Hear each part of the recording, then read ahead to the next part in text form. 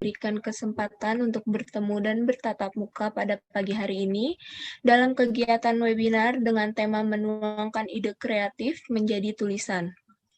Tak lupa juga salawat serta salam kita curahkan pada Nabi besar kita Muhammad SAW. Yang kami hormati, Ibu Nurimani MPD selaku Kaprodi Pendidikan Matematika. Yang terhormat narasumber pertama kita, Ibu Khairunisa MPD selaku dosen STKIP Kusuma Negara. Yang terhormat narasumber kedua kita, Kakak Nadia Khairunisa SPD selaku alumni STKIP Kusuma Negara, Prodi Pendidikan Matematika. Mohon izin Kak Nadia untuk memanggil kakak supaya lebih akrab. Yang terhormat Bapak dan Ibu dosen Program Studi Pendidikan Matematika, dan para peserta kegiatan webinar yang kami banggakan. Mohon maaf dan mohon izin untuk memperkenalkan diri. Nama saya Alicia Ervina. Saya akan memandu dan membacakan susunan acara pada pagi hari ini. Acara yang pertama yaitu pembukaan. Acara kedua menyanyikan lagu Kebangsaan Indonesia Raya. Acara ketiga ada sambutan dari Ibu Nurimani MPD selaku Kaprodi Pendidikan Matematika. Acara keempat yaitu pemberian materi oleh narasumber kita yaitu Ibu Khairunisa MPD dan Kak Nadia SPD. Acara kelima yaitu ada sesi tanya jawab dan pembagian hadiah. Acara keenam yaitu penutup. Baik, sebelum acara kita mulai, mari kita buka kegiatan pagi ini dengan membaca basmalah. Bismillahirrahmanirrahim. Semoga dengan membaca basmalah tersebut, acara ini akan diridhoi Allah Subhanahu wa Ta'ala. Amin. Selanjutnya kita akan menyanyikan lagu Kebangsaan Indonesia Raya. Dengan hormat, hadirin dimohon untuk berdiri.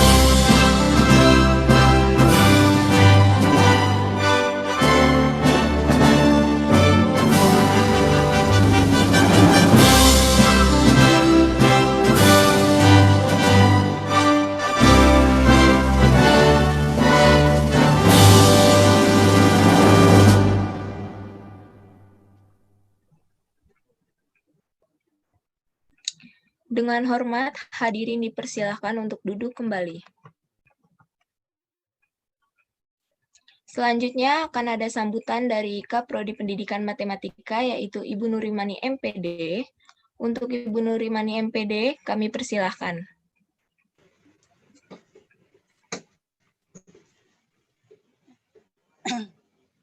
Baiklah, terima kasih Mbak Alisa. Assalamualaikum warahmatullahi wabarakatuh. Waalaikumsalam warahmatullahi wabarakatuh. Selamat pagi dan salam sejahtera, sehat selalu. Mohon maaf Mungkin kondisinya lagi kondusif, terus sekarang lagi di bis ke keluarga banjir. Ya, bermanfaat kepada Sekretaris Prodi Pendidikan Bapak Ari Purwakusuma MPD, yang sama-sama kita hormati narasumber kita yaitu Ibu Khairunisa MPD, dosen STKIP Kusuma program matematika. Kemudian Ibu Nadia Khairunisa SPD, guru matematika buku atau novel yang merupakan alumni STKIP Kusuma Negara program studi pendidikan matematika. Kemudian yang sama-sama kita hormati Bapak Ibu dosen yang sudah berkenan hadir pada pagi hari ini. Kemudian Ketua Hima Mas Endai beserta jajarannya dan mahasiswa, mahasiswi yang hadir yang kami banggakan. Marilah kita panjatkan puji syukur pada Allah Subhanahu wa taala karena dengan rahmat dan hidayahnya kita bisa melakukan webinar ini secara virtual dengan tema menuangkan ide kreatif ke dalam sebuah tulisan.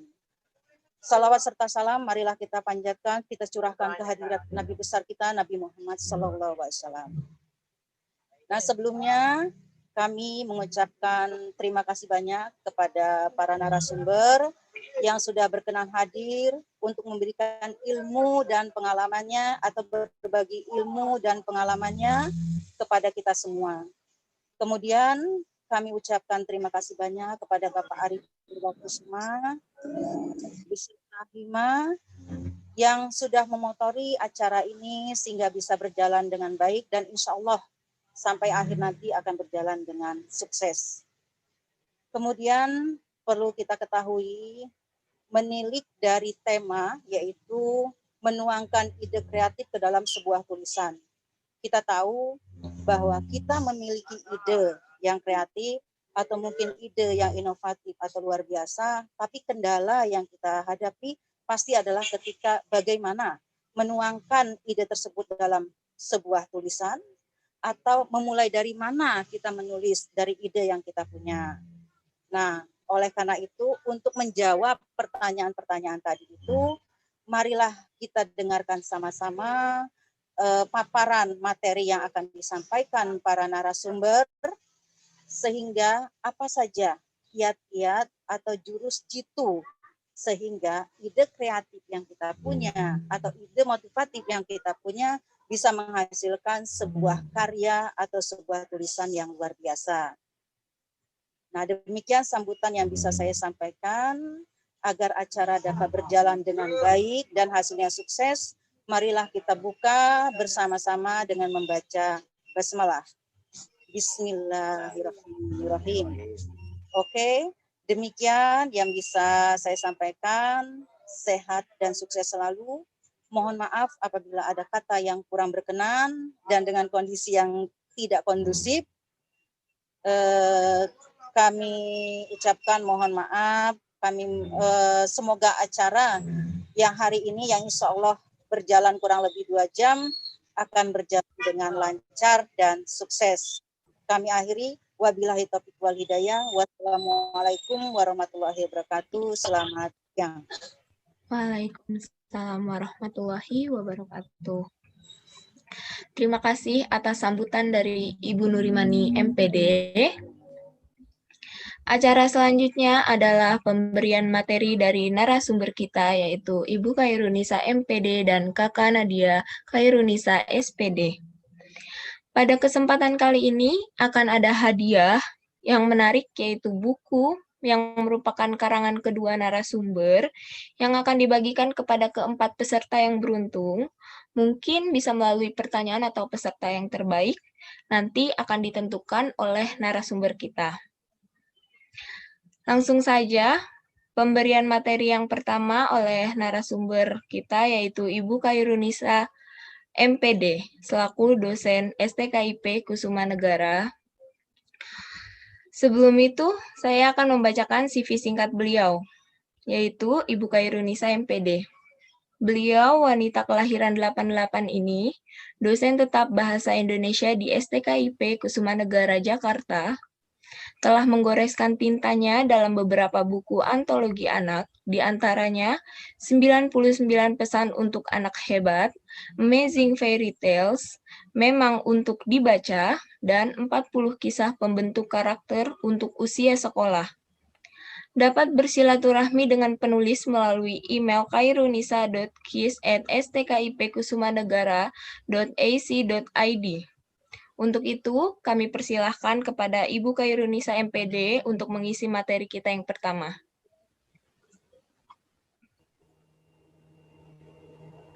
Terima kasih moderator Kak Alisa. Ya, Kak Alisa Elvina. Oke, teman-teman semua, Assalamualaikum warahmatullahi wabarakatuh. Salam sejahtera, salam sehat, salam semangat ya, untuk kita semua. Ya, yang terhormat kepada Ketua STKIP Kusuma Negara ya, beserta jajarannya. Kemudian yang terhormat kepada Kaprodi Pendidikan Matematika, Ibu Nurimani MPD. Semoga sehat selalu Ibu. Yang terhormat kepada Wakaprodi Pendidikan Matematika, Kandidat Doktor Bapak Ari Purwa Kusuma MPD. Yang terhormat kepada Bapak Ibu dosen STKIP Kusuma Negara yang telah sempat meluangkan waktunya untuk ikut webinar bersama.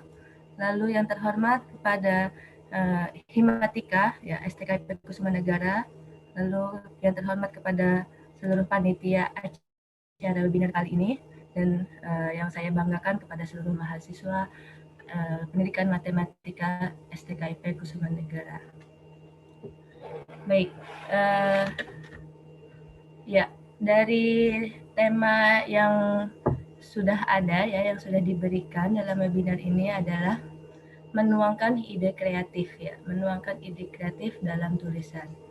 Pasti kita semua mempunyai sebuah ide, sebuah gagasan, sebuah imajinasi ya. Tapi kemungkinan sebagian besar agak bingung untuk menuangkannya ke dalam tulisan itu seperti apa. Apalagi di masa pandemi seperti ini, mungkin batas aktivitas kita sangat terbatas. Ya bukan hanya pandemi, mungkin sekarang musim penghujan, ya banjir di mana-mana, itu juga menghambat aktivitas kita. Tapi itu tidak mengurangi kreativitas kita sebagai mahasiswa. Oke, saya boleh izin share materi. Silakan Ibu.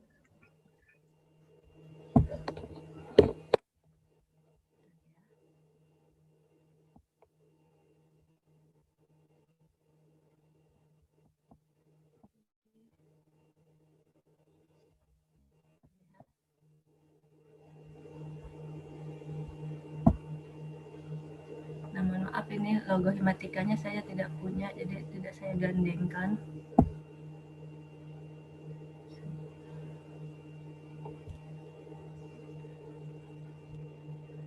Untuk saya memaparkan materi, berapa lama, moderator?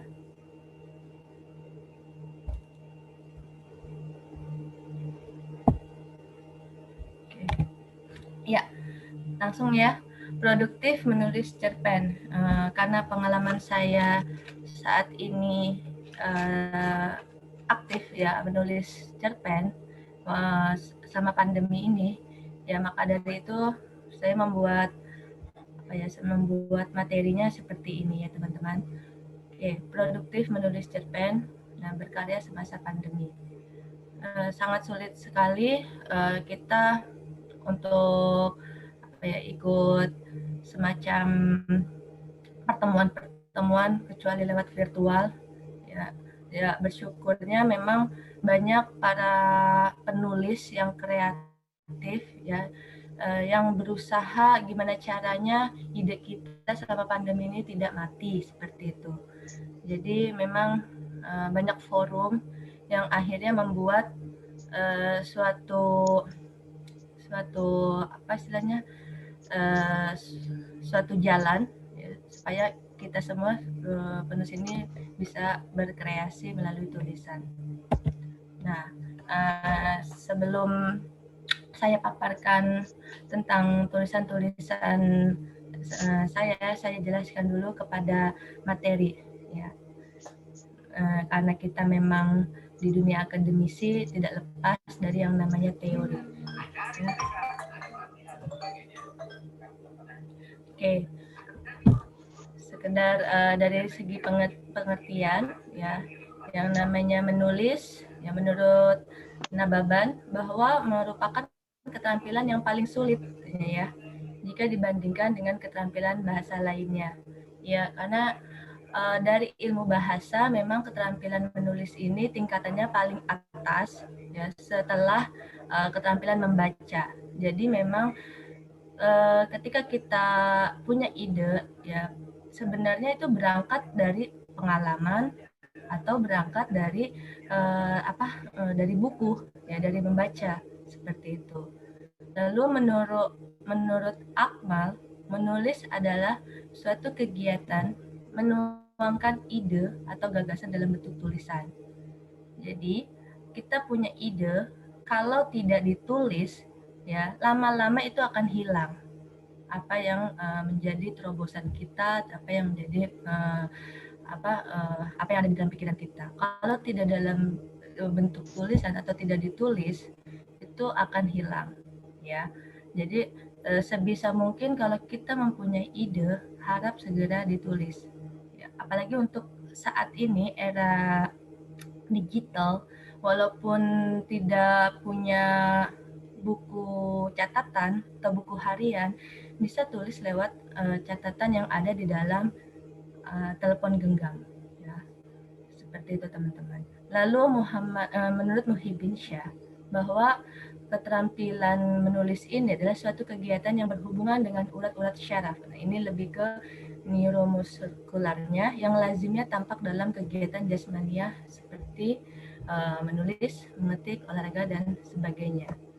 Jadi memang menurut pakar kesehatan ya bahwa yang namanya menulis ini membuat urat-urat syaraf kita lebih bekerja ya seperti itu. Jadi kita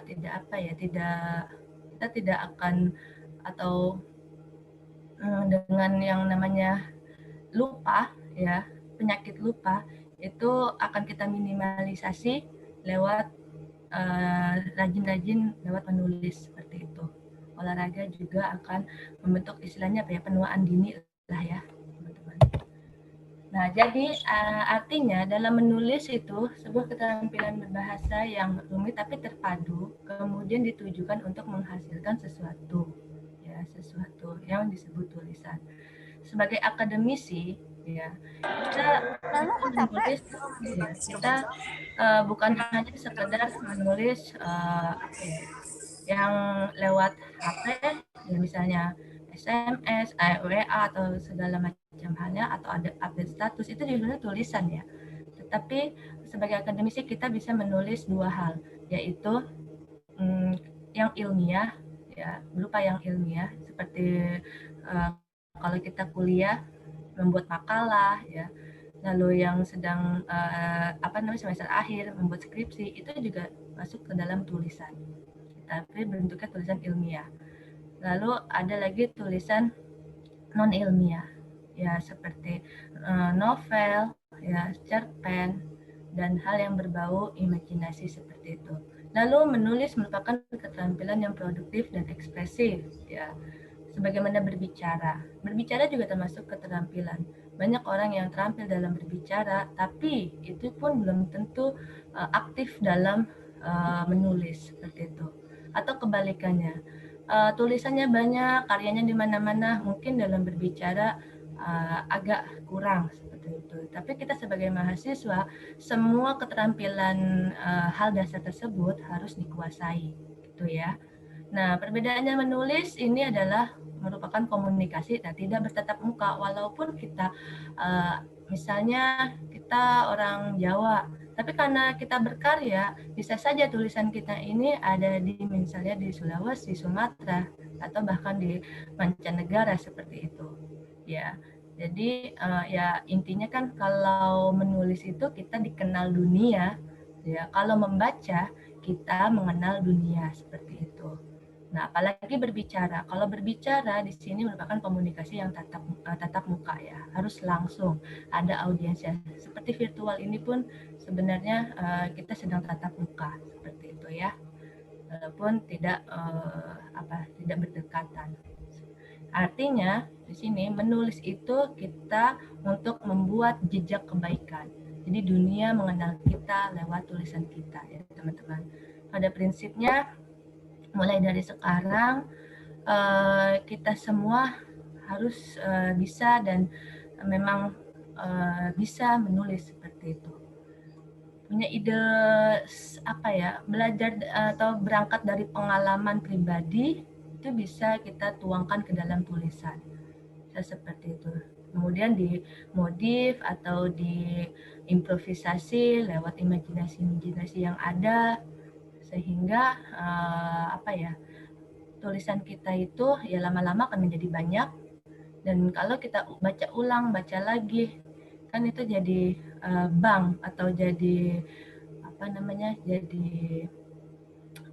bekal bahwa oh kita sudah pernah menulis seperti ini gitu ya teman-teman. Nah ini karya saya sebelum pandemi baru 2 yang saya dan teman-teman dan teman-teman sudah produksi seperti itu. Ini buku ini gabung dengan Pak Misbah loh. Ada yang pernah diajar Pak Misbah? Oke. Mungkin belum. Ada yang sudah, ada yang belum ya. Ya, ini ya sebelum ini ya masih aktif-aktifnya ngajar, maksudnya kita masih bertatap muka karena ini 2018 terbitnya baru 2. Dari sini memang berangkat dari sini rasa menulis itu kan udah terbit ya, aduh karya kita sudah terbit nih, jadi rasa senang, rasa ingin menulis lagi tuh ada. Dan maka dari itu teman-teman kalau bisa memang dari sekarang dicoba untuk menuangkan idenya dalam tulisan ya, dalam bentuk tulisan. Syukur-syukur memang terbit ya, dan itu suatu kebanggaan tersendiri, apalagi kita sebagai pendidik tadi itu kita menyebarkan kebaikannya itu atau menebarkan kebaikannya lewat tulisan seperti itu ya. Jadi dan ini juga bisa menambah portofolio kalian, bisa menambah nilai diri dari kalian tersebut ya. Jadi jangan hanya berpikir saya kan mahasiswa matematika, saya fokus dengan matematikanya, tidak seperti itu ya teman-teman.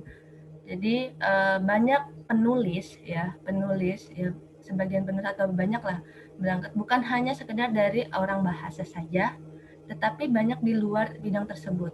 Misalnya kedokteran, banyak penulis dari dunia farmasi, dari dunia kedokteran, itu mereka menjadi penulis hebat, penulis novel terkenal ya. Dan di situ pun bahasa yang dipakai ya bahasa ilmu mereka, jadi enak grammarnya atau tata bahasa yang dipakai itu lebih kaya, seperti apalagi kalian sebagai eksakta ya kan, sebagai pendidikan matematika yang bergerak di pendidikan matematika, di situ kan pasti banyak ilmu-ilmu yang bisa dituangkan ke dalam tulisan kalian ya. Bisa mungkin temanya tentang berbagi apa yang bisa kalian tulis, dikemas bahwa matematika, jadi memasukkan ilmu matematikanya ke dalam tulisan kalian itu jauh lebih bagus seperti itu. Lalu dalam menulis juga kan kita mengasah kemampuan otak kanan kita ya kan. tidak hanya melulu otak kiri yang kita kuasai atau dominan, tapi otak kanan pun kita harus asah. Jadi intinya dalam menulis atau menuangkan ide ini supaya otak kanan otak kanan dan otak kiri kita ini seimbang seperti itu, ya, bisa diasah selalu. Nah, kita harus mengetahui memang jenis tulisan ini ada fiksi dan non-fiksi. Ya, secara umum fiksi adalah sebuah prosa naratif yang bersifat karangan non-ilmiah ya teman-teman.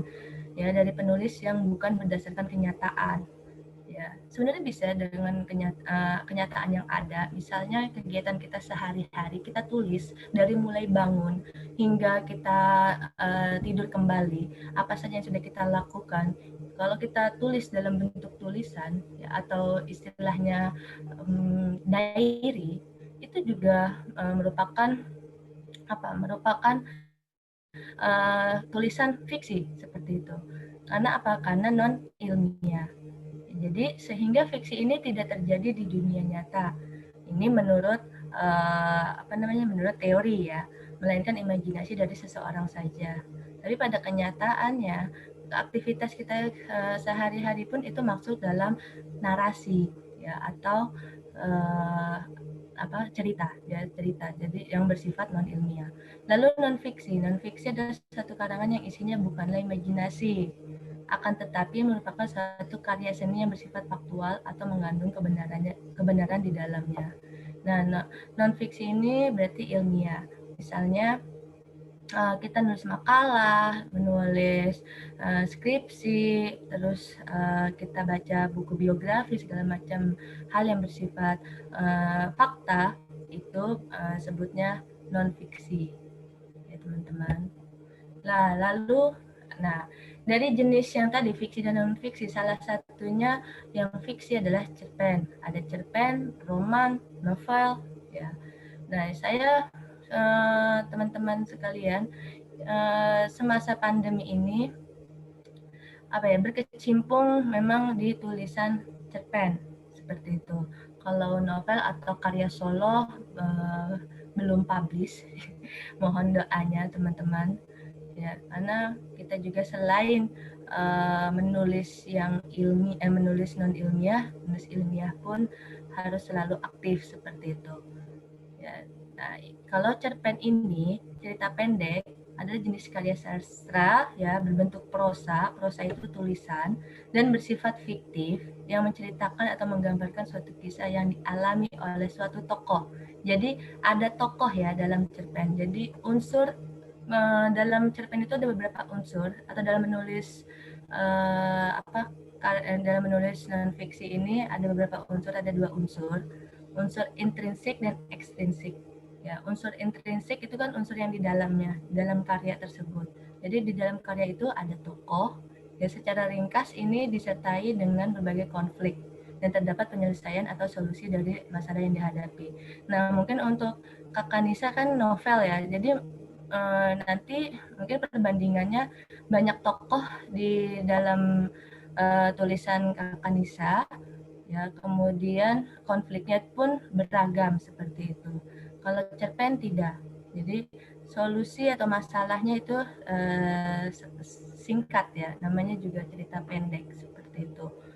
Lalu ada tokoh, ada alur, ya itu unsur intrinsiknya. Alurnya bagaimana? Kita harus punya masalah yang dihadapi, lalu penyelesaiannya seperti itu.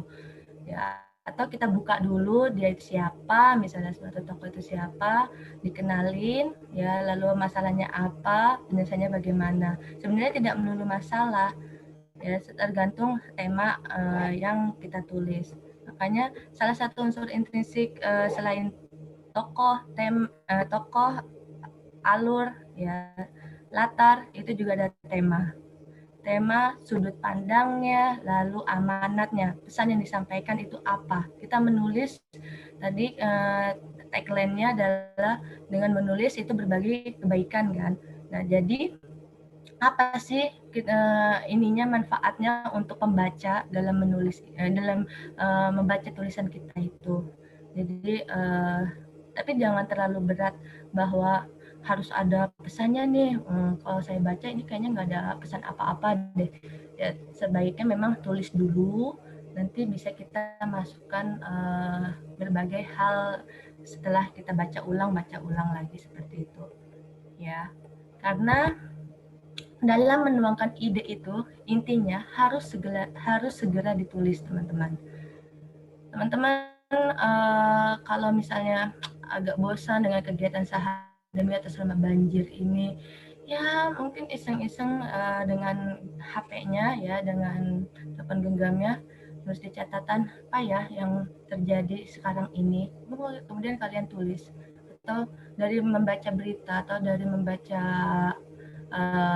berita-berita yang ada di handphone kalian, bisa saja kalian menemukan, oh ini bisa loh dibuat cerita, saya bikin buat cerita, langsung aja kalian ketik ya di catatan atau di buku yang ada di sekitar kalian lah, intinya seperti itu.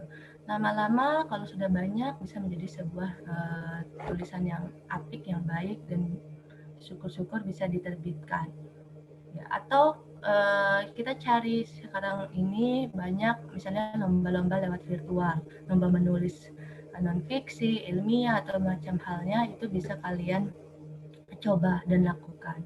Ya intinya di sini dalam membuat naskah, nah lagi-lagi karena tulisan ini berkaitan dengan kaidah yang berlaku, jadi harus sesuai dengan PUEB ya, Pedoman Umum Ejaan Bahasa Indonesia, ya tidak lepas. Jadi kan ini menambah wawasan kalian dalam kosakata bahasa Indonesia kalian, seperti itu. Sesuai nggak ya dengan PUEB kata-kata ini? Misalnya kata-kata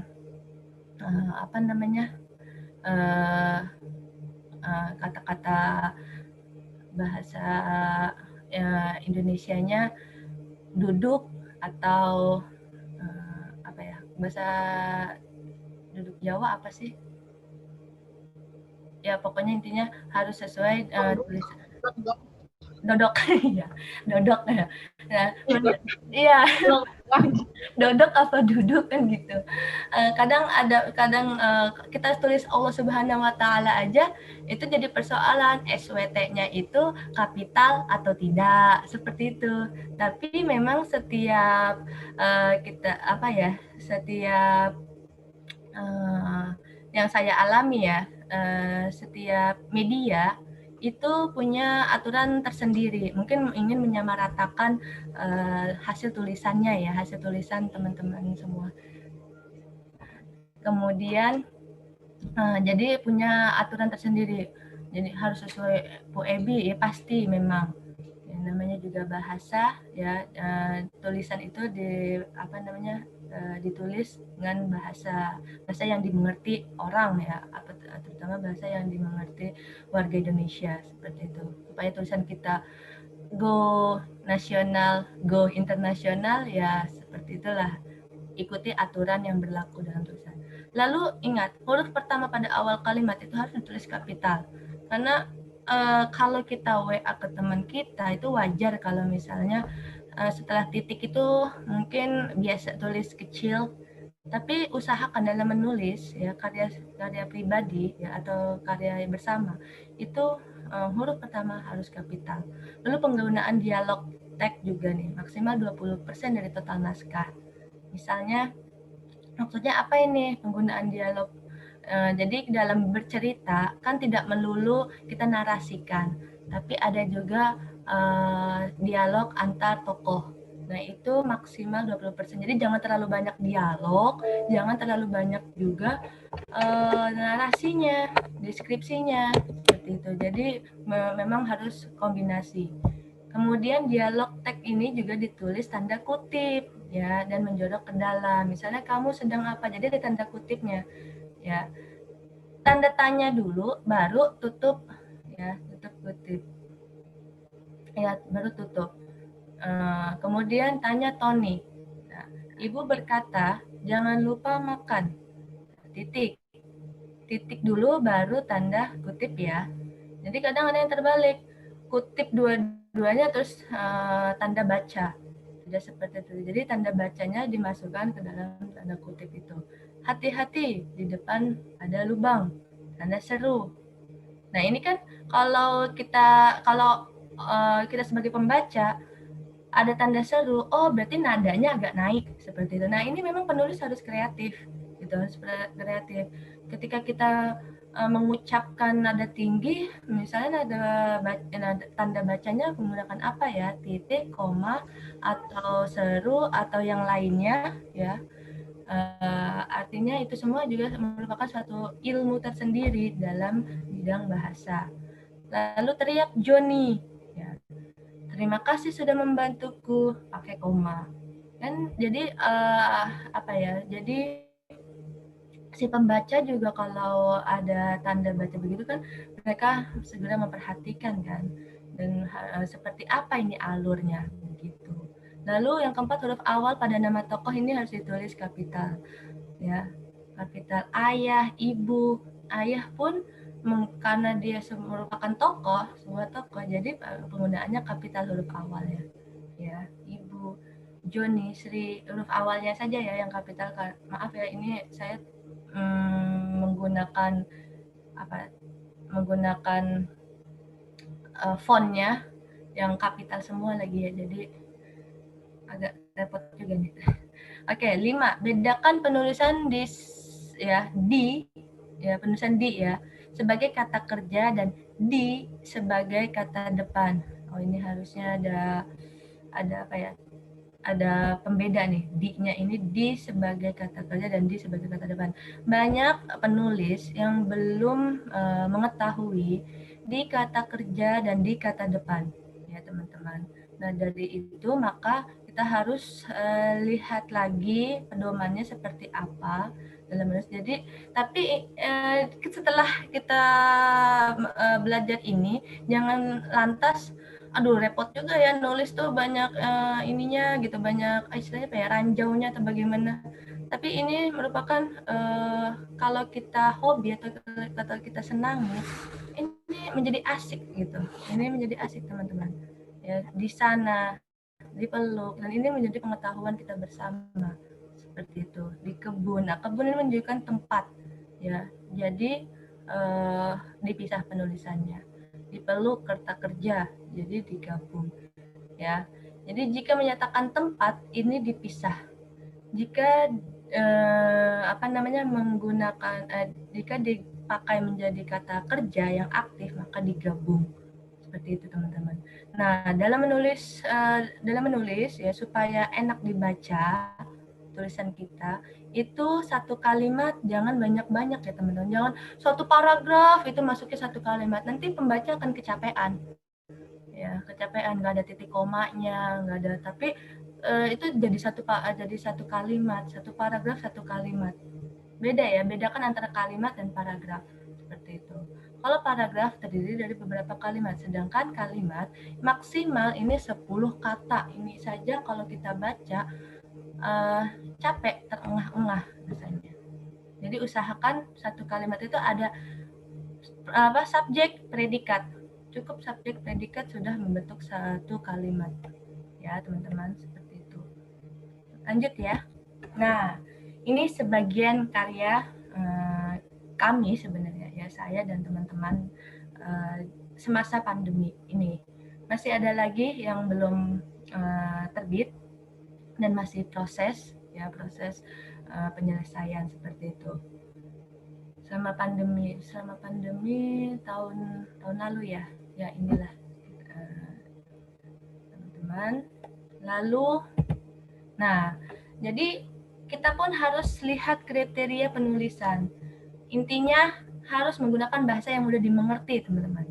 Ya, tapi kalau misalnya kalian ingin membuat karyanya yang agak berbobot, yang berbau kematematikaan kalian, ya silahkan, monggo. Lalu buatlah kalimat yang efektif pastinya, karena supaya tidak pembaca itu tidak berpikir macam-macam atau tidak ambigu, ya. Artinya apa yang kalian apa yang kalian sampaikan itu masuk ke dalam pemikiran pembaca. Lalu satu kalimat ini mengandung satu ide pokok ya. Jadi intinya apa tadi yang harus efektif itu, jangan jangan ambigu lah. Lalu setelah selesai menulis, nah lakukan self editing. Jadi kita sudah selesai nih menulis. Nah kita koreksi kembali dengan membaca ulang tulisan untuk menghindari salah ketik ya, saltik atau salah ejaan. Itu ya teman-teman. Jadi sebelum kita publish atau kita kirim, ini kita baca kembali. Masih kurang apa ya, masih harus ditambahin apa ya, atau masih dikurangi apa ya, seperti itu. Nah, yang terakhir, mintalah seseorang untuk membaca naskah tersebut. Nah, sebelum dikirim ke penerbit atau sebelum kita berkarya bersama, ya. Artinya, coba tolong bacain, misalnya ada kakak, ada mama, papa, yang di rumah kita, yang di dekat. Kira-kira ini enak nggak dibacanya atau mengerti tidak, seperti itu. Nah, lalu ini contoh formatnya. Intinya kalau format ini tata tulisnya ya, karena supaya menyamakan hasil tulisan kita itu memang harus dibuat format pengirimannya, format penulisannya, atau kalau dalam karya ilmiah itu template-nya ya. Template-nya itu misalnya kita jangan lebih dari 220 kata, karena banyak memang penulis itu yang pintar mengolah kata, tahu-tahu udah lebih dari 200 gitu kata-katanya. Kalau yang agak sulit menuangkan dalam menulis itu, kadang 200 tuh enggak selesai-selesai. Seperti itu teman-teman. Kok belum nyampe 200 saja ya? Tapi kalau yang mudah atau yang sering menulis mungkin 220 tuh sedikit loh gitu.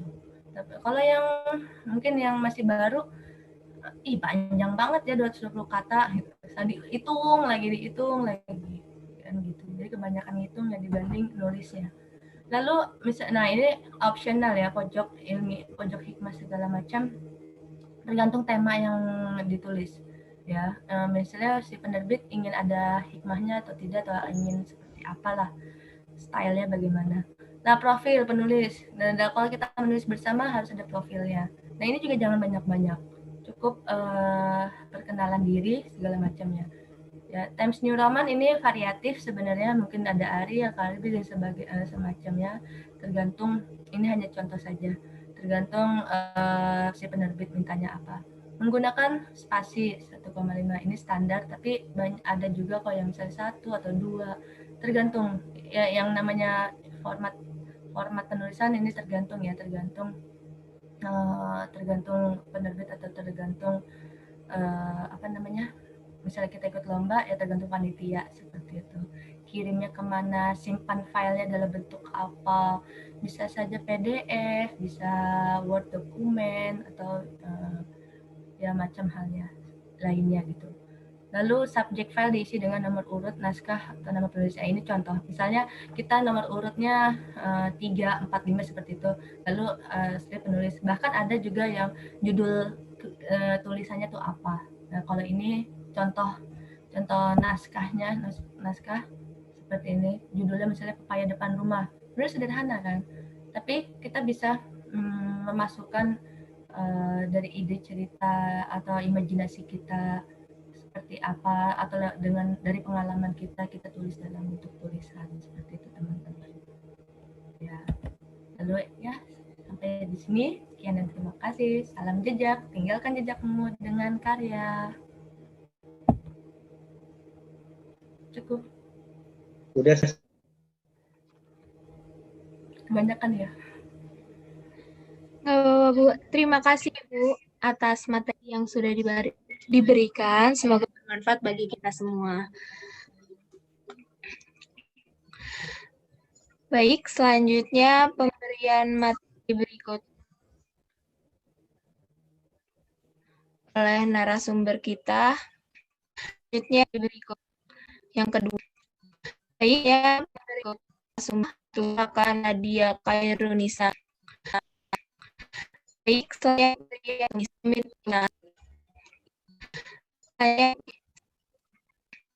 bikin kedua setelah PD untuk akhir ya Indonesia tempat iklan di Jakarta warga negaraan WNI jenis kelamin perempuan, status perkawinan belum menikah, agama Islam, alamat tempat tinggal di Jalan Kampung Baru nomor 45, Kelapa 2 Wetan, Ciracas, Jakarta Timur. Pendidikan terakhir beliau yaitu S1 Pendidikan Matematika STKIP Kusuma Negara.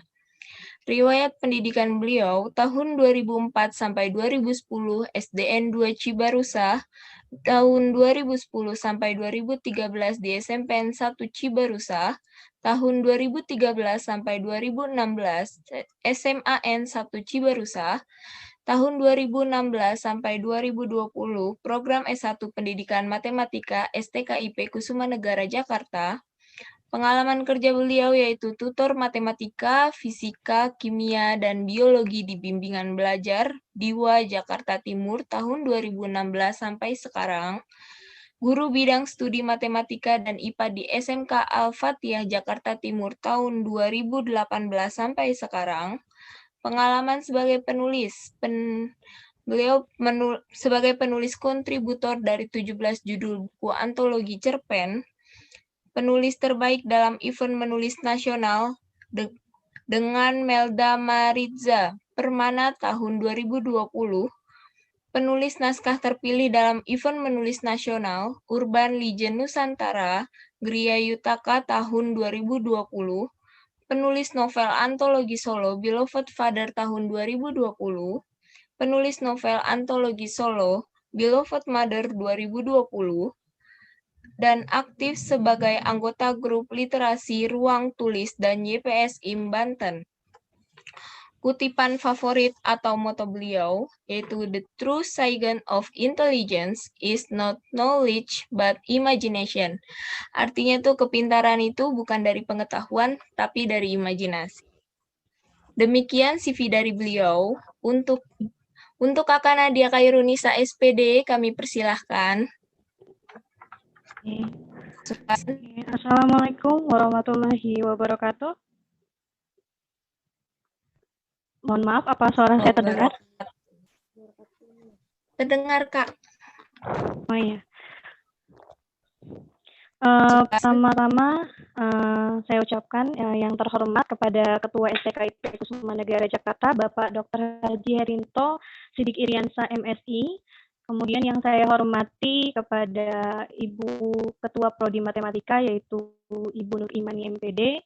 Kemudian yang saya hormati kepada Wakaprodi Matematika yaitu Bapak Ari Purwa MPD, dan juga kepada seluruh rekan-rekan dosen, Bapak Ibu dosen yang sudah hadir dalam acara ini, dan yang pastinya kepada seluruh teman-teman mahasiswa yang saya banggakan. Semoga selama 40 menit ke depan ya kurang lebih kita bisa sharing bareng, kemudian mempelajari apa sih materi yang akan saya sampaikan hari ini gitu. Oke, menilik dari tema yang ada pada hari ini yaitu tentang menuangkan ide kreatif. Saya ingin sedikit bercerita dulu tentang pengalaman saya. Jujur sekali, saya ini sebenarnya bisa dikatakan masih seorang penulis pemula ya.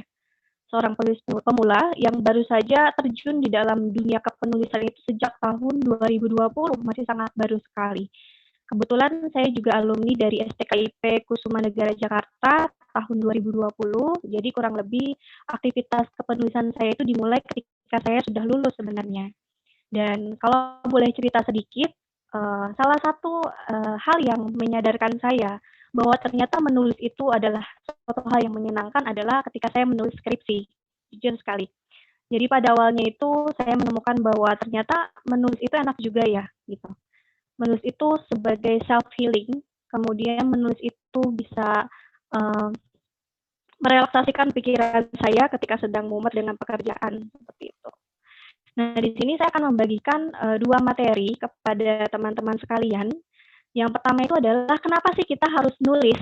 Nah, ini pertanyaan terbesarnya, kenapa sih kita harus nulis? Kemudian yang kedua itu, setelah kita sudah punya keinginan untuk menulis, bagaimana cara untuk memulainya? Karena terkadang ketika kita mau menulis, tapi kita tidak tahu langkah-langkah yang harus kita lakukan, kita akan stuck di jalan dan tidak bisa lanjut. Seperti itu. Jadi saya izin untuk men-share materi kepada kalian semua.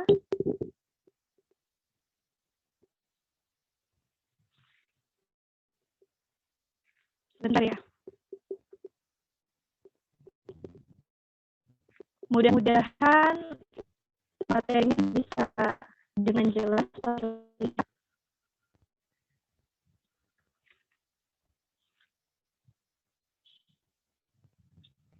Mohon maaf juga apabila mungkin suara saya terdengar kurang jelas karena di sini cuacanya sedang kurang bagus ya, sedang hujan, jadi kemungkinan sinyalnya juga kurang bagus. Oke.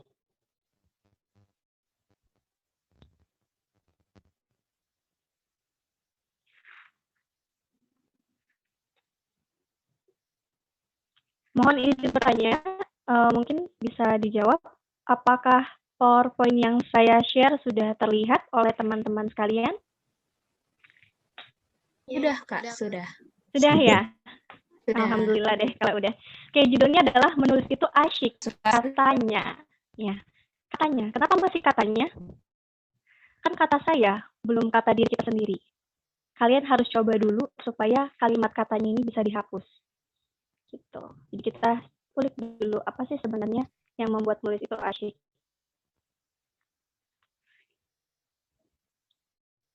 Kalau layarnya agak tersendat-sendat ini.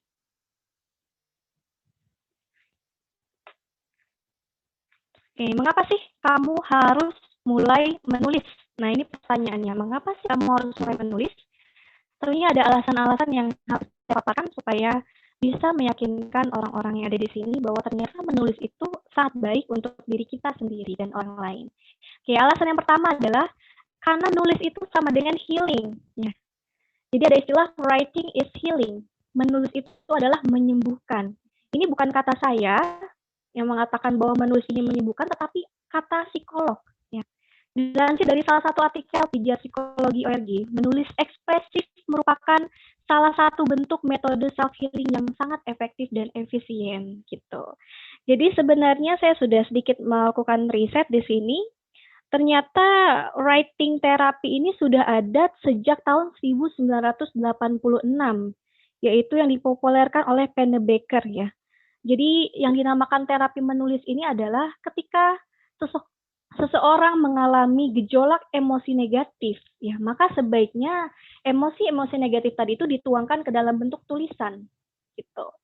Jadi kenapa di sini saya tuliskan bahwa nulis sama dengan healing, artinya kalian bisa membuat tulisan berdasarkan apa yang kalian rasakan, yang kalian pikirkan, dan yang kalian harapkan. Gitu.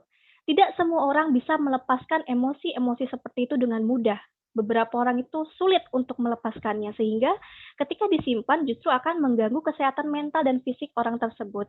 Oleh karena itu, sebaiknya ketika kalian ya merasakan gejolak emosi negatif, seperti yang saya sebutkan tadi, merasa sedih, marah, kecewa, kesal, silakan tulis apa yang membuat kalian sedih, marah, kesal tadi ke dalam bentuk tulisan. Tuangkan apa yang kalian rasakan, yang kalian pikirkan, dan yang kalian harapkan ke dalam bentuk tulisan. Percaya atau tidak, dengan kalian menulis minimal 1 paragraf saja satu hari, emosi kalian itu akan lebih stabil. Ya, kalian akan terhindar dari gejala-gejala depresi. Karena saya baca juga, ternyata orang-orang ya yang datang ke psikolog itu dan mereka mengeluh bahwa mereka mengalami depresi, sebagian dari mereka itu melakukan writing therapy, yaitu dengan menuliskan apa sih yang membuat mereka merasa kesal dan marah tadi. Gitu. Jadi menulis itu yang pertama, alasan kenapa kamu harus menulis adalah untuk kesehatan mental dan fisik kamu sendiri, seperti itu. Kemudian yang kedua, oke, alasan yang kedua, nulis itu sama dengan bikin cerdas dan kreatif. Nah ini, percaya atau tidak, ketika kamu menulis, maka fungsi otak kamu itu semakin meningkat. Ini bukan kata saya, tapi berdasarkan penelitian ya. Ternyata ketika kamu menulis cerpen, fungsi otak kamu itu akan meningkat sebanyak 5%. Ketika kamu menulis sebuah buku, fungsi otak kamu akan meningkat 10 sampai dengan 20%.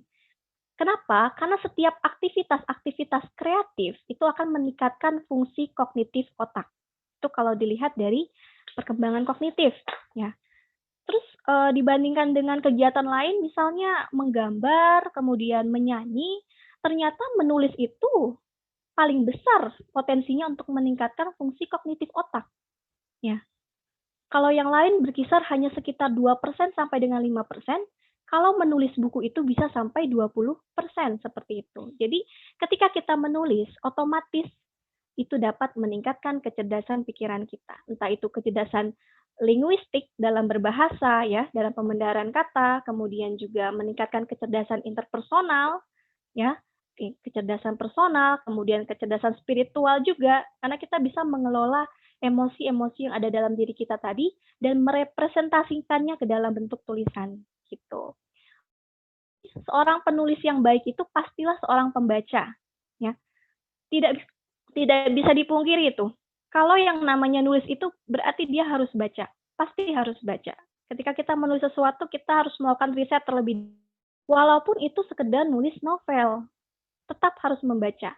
Nah, dengan semakin banyak kita membaca, otomatis fungsi otak kita, fungsi kognitif kita juga akan semakin meningkat. Jadi kalau saya bisa sebutkan, alasan kedua kenapa kamu harus menulis adalah karena nulis itu bikin cerdas dan kreatif nih.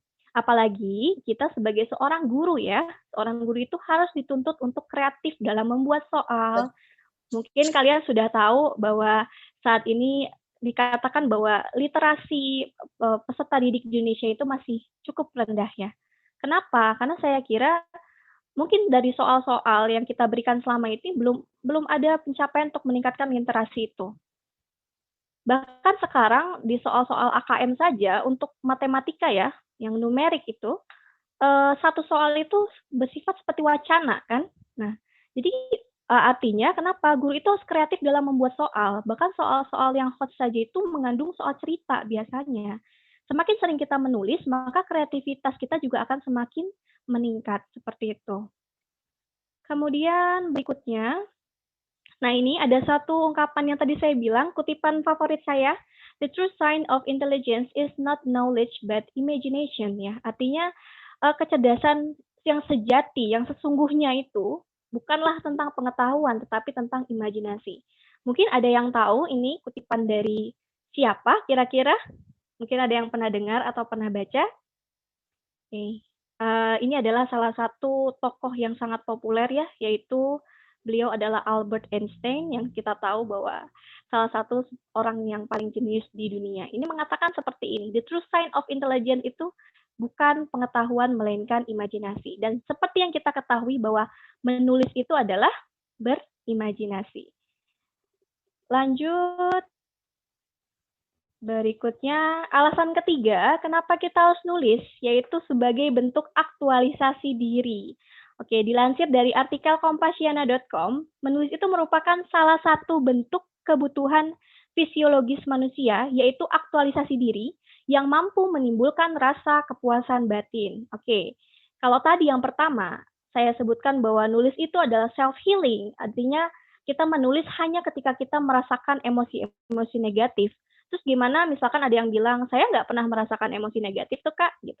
Tapi tetap, sebagai seorang manusia, kamu punya salah satu kebutuhan fisiologis yang dinamakan sebagai aktualisasi diri. Aktualisasi diri itu apa sih? Gitu ya. Jadi kamu harus selalu menunjukkan siapa saya. Menunjukkan diri kamu kepada orang lain. Itu salah satu bentuk kebutuhan. Untuk orang-orang yang merasa insecure, ya, mudah merasa minder, tidak percaya diri, sebenarnya nulis ini merupakan salah satu alternatif ya terbaik untuk orang-orang introvert, orang-orang yang merasa insecure tadi, agar dapat meningkatkan rasa percaya dirinya. Ketika dia sudah berhasil menulis satu cerpen saja, menulis satu tulisan saja, maka rasa percaya dirinya itu akan semakin meningkat. Percaya atau tidak, silakan buktikan sendiri. Gitu. Kadang-kadang tidak harus dipublish pun, ketika kita berhasil menyelesaikan satu tulisan saja, itu sudah ada rasa kepuasan batin di dalam diri kita. Apalagi kalau sampai tulisan kita itu dipublikasikan dan bisa dibaca oleh orang banyak. Ya, tentunya itu akan semakin meningkatkan rasa percaya diri dan kepuasan batin di dalam hati kita. Gitu. Berikutnya, alasan yang keempat, nulis itu sama dengan produktif dan profitable. Maksudnya apa sih produktif ya? Seperti yang kita tahu, saat ini kita sedang terjebak dalam masa pandemi yang sebenarnya bisa saya bilang apa ya, melelahkan, membosankan, walaupun hanya di rumah saja, tetapi jika tidak ada kegiatan-kegiatan produktif yang kita lakukan, maka bisa menimbulkan rasa depresi. Apalagi untuk mahasiswa, hanya buka laptop, kemudian belajar, ngerjain tugas, apa nggak bosan, hanya seperti itu saja.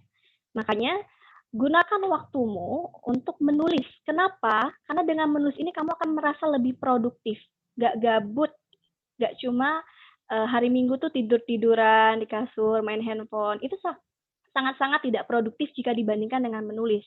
Bayangkan ketika kamu menulis, kamu menghasilkan sesuatu, menghasilkan suatu karya, dan karya kamu itu bisa kamu publikasikan dan bahkan bisa kamu jadikan sebagai salah satu sumber keuntungan finansial. Makanya saya tulis di sini bahwa nulis itu bisa jadi profitable. Dari mana keuntungannya? Kalau kalian tahu, aplikasi-aplikasi atau platform nulis online itu sangat banyak ya di internet. Salah satunya itu adalah Novelmy, kemudian KBM, dan Wattpad. Salah satunya adalah mereka itu biasanya mau untuk membayar penulisnya, terutama Novelmy dan KBM. Kalau yang lain saya kurang tahu ya. Setiap kali kalian menyelesaikan satu naskah, satu cerita, itu biasanya kalian akan mendapatkan fee. Fee-nya itu berkisar antara ratusan ribu sampai dengan jutaan. Belum lagi kan, penerbit itu ada dua ya, ada penerbit mayor, yang memiliki kalau kata saya bilang keuntungan dan kelebihan dan kekurangan masing-masing. Nah, kalian bisa tuh mencoba mencari tambahan uang sampingan melalui menulis ini, gitu. Itu alasan yang keempat. Kemudian berikutnya adalah alasan kelima, nulis itu sama dengan update wawasan dan relasi. Nah, menulis dapat meningkatkan pembendaharaan kata, seperti yang saya singgung tadi, dan menambah jaringan pertemanan dari mulai skala nasional sampai dengan internasional. Biasanya dalam dunia kepenulisan itu sangat banyak sekali grup-grup kepenulisan yang isinya itu membahas tentang langkah-langkah menjadi seorang penulis, kemudian editing penulisan, itu banyak sekali. Jadi selain kalian bisa mendapatkan ilmu dalam grup-grup tadi, kalian juga bisa menambah relasi. Yang tadinya kalian nggak kenal sama orang daerah Sulawesi misalkan, melalui grup kepenulisan kalian bisa kenal sama mereka. Dan tulisan kalian bisa dibaca oleh orang-orang yang jauh dengan kalian. Orang-orang yang di luar pulau, bahkan di luar negara. Seperti itu. Oke. Setelah tadi saya membahas kenapa kita harus menulis, ya. Sekarang bagaimana sih cara untuk memulai untuk menulis? Nah, ini biasanya bagian yang paling berat. Sudah ada sih keinginan untuk menulis, tapi ternyata banyak kendala. Dan itulah yang akhirnya membuat orang itu menjadi ragu untuk menulis. Kira-kira kendalanya apa saja? Banyak ya, dari mulai masalah ide yang tidak kunjung muncul, ada yang seperti itu. Kemudian ada juga setelah ada ide, bingung apa yang harus ditulis. Kemudian setelah bingung apa yang ditulis, bingung juga bagaimana cara menuntaskannya, menyelesaikan. Karena memulai sesuatu itu sulit, menyelesaikannya lebih sulit lagi, seperti itu. Jadi saya share supaya teman-teman sekalian punya arahan gimana caranya menulis itu supaya gampang untuk selesai. Oke. Yang pertama, siapkan dulu niat dan motivasi. Tadi ya, motivasi kamu nulis untuk apa? Untuk healing, untuk mengeluarkan unek-unek dari dalam diri kamu, atau misalkan kamu ingin unjuk diri kepada teman-teman kamu, kepada orang tua kamu, kepada saudara kamu, orang-orang di sekeliling kamu, ingin mendapatkan pengakuan, nggak apa-apa, nggak masalah. Apapun niat kamu, yang pasti kuatkan niat itu dan jadikan landasan yang kuat supaya kamu tidak berhenti menulis di tengah jalan. Tuh. Ibarat mobil tanpa bensin, mana mungkin bisa jalan ya kan? Jadi yang pertama adalah siapkan bensinnya dulu, yaitu niat dan motivasi. Yang kedua, cari ide kreatif. Buka mata, buka telinga, buka hati, dan buka pikiranmu. Ide yang kamu cari itu bertebaran di mana-mana.